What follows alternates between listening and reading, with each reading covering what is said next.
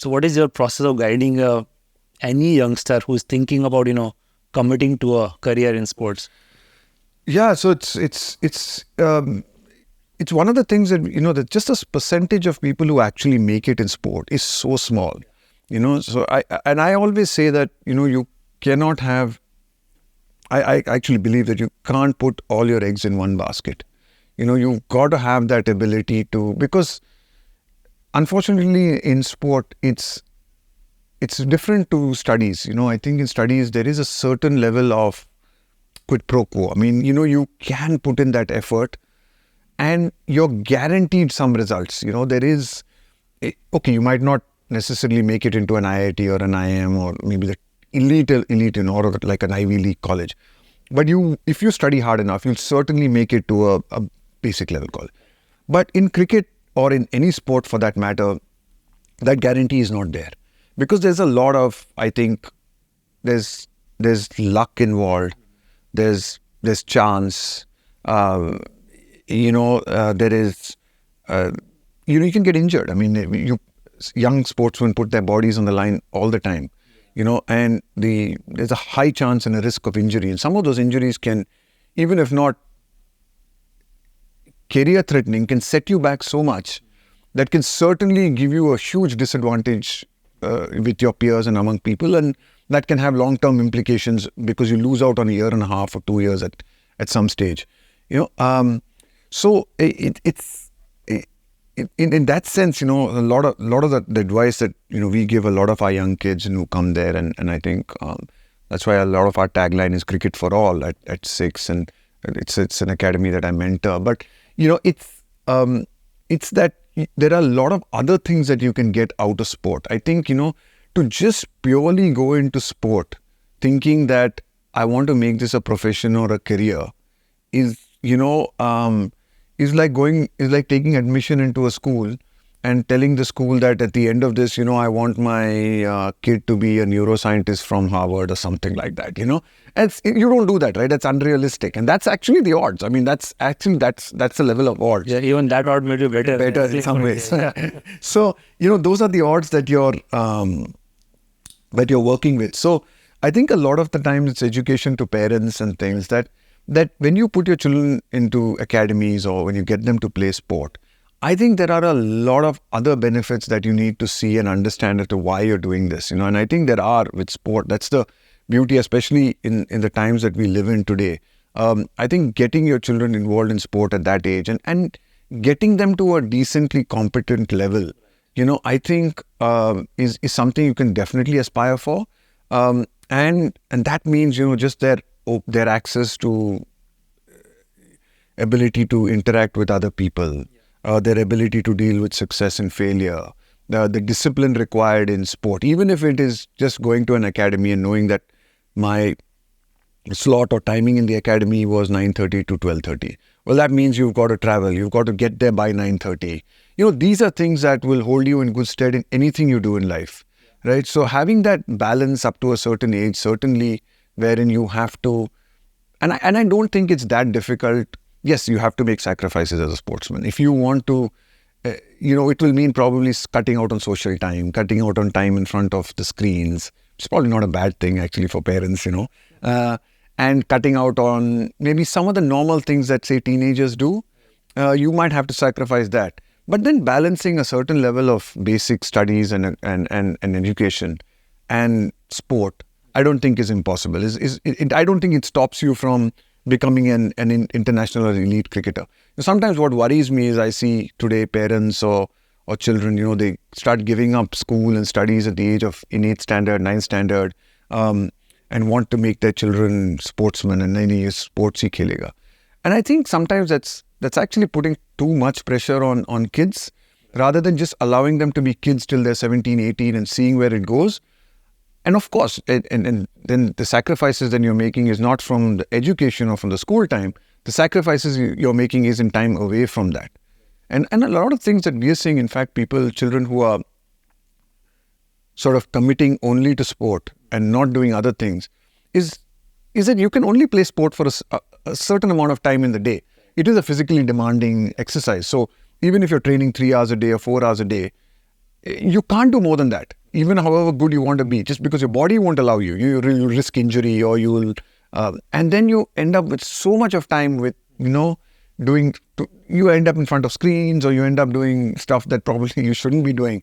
Whereas if you had something like you could study, or you had other interests, it actually does help you and clears your mind to be able to play sport. So that's, I think, a lot of the messages that I do give to a lot of parents or to young kids, and we try and drive that home, that, to be excellent at something, at least up to a certain age, at least, sure, after you have committed it, you get to 18, 19, yes, then you probably have to decide between a career in a university or a college, and sport. And that's a decision you have to make, and that's a risky decision people have to make.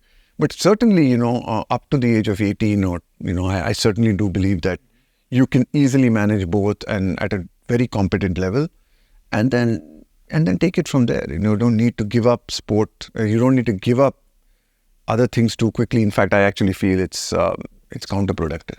And you build a good foundation till the age of 18. At some point, you can take a more calculated assessment of which direction you want to go. And I think other point you're highlighting, which is probably all of us need to talk a lot more of, is the life skills that sports build. And I've seen in time and again, Rahul, even the professional setting, when I'm interviewing someone or working somebody, and somebody who's played sport even for a few years, you can see the personality is different. Correct. You are more grounded.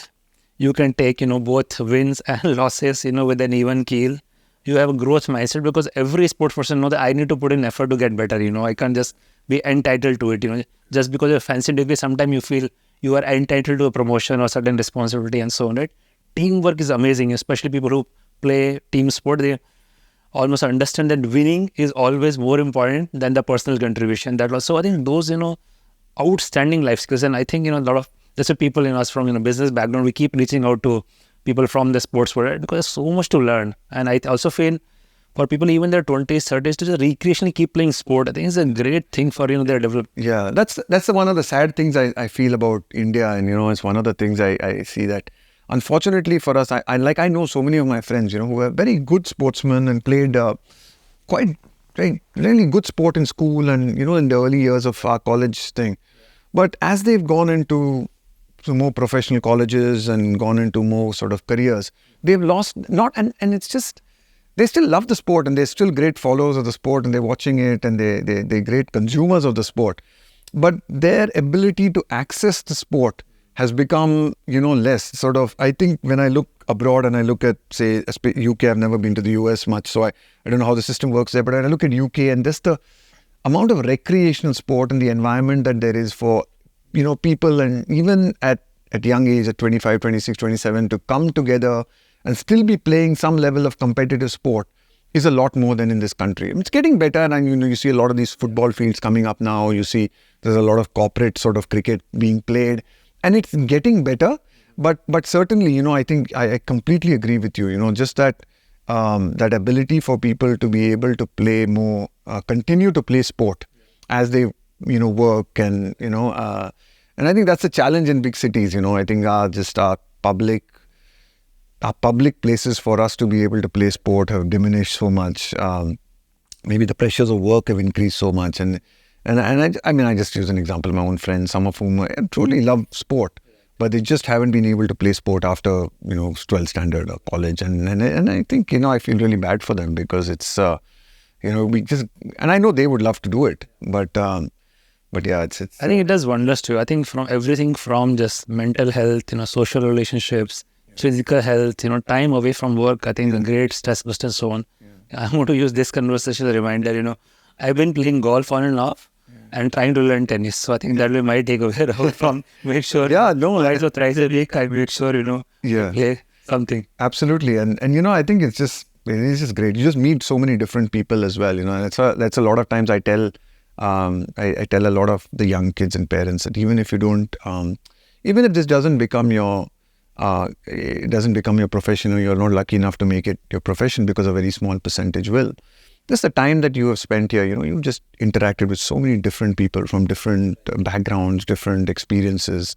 You've traveled with them, you've played matches with them.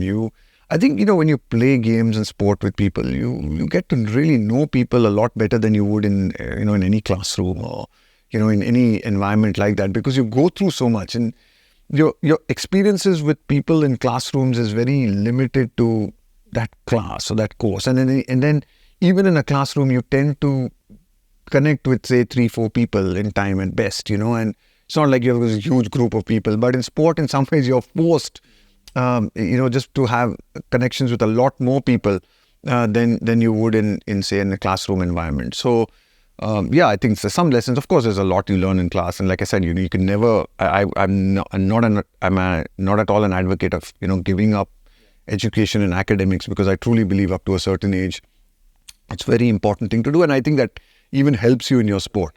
But there are lessons that you learn on a sports field that you just cannot learn in a classroom.